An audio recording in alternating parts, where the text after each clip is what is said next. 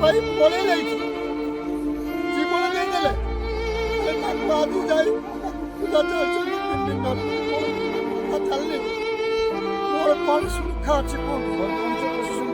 ଏମାନେ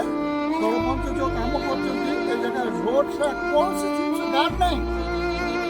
ଆମର ପୁଅ ପାଇଁ ଦାୟୀ ପ୍ରଶାସନ ଆଉ ଆପଣ ଯେତିକି ଯାହା କରୁଛନ୍ତି ଆପଣମାନେ ରିକ୍ୱେଷ୍ଟ କରି କହୁଛି ସରପଞ୍ଚ ପ୍ରଶାସନ ଦେଖନ୍ତୁ ନହେଲେ ସରପଞ୍ଚଙ୍କୁ ଏଇଠି ଆପଣ କ'ଣ ସୁବିଧା କଲେ ଆଜି ଆପଣ ଯେଉଁ କଲେ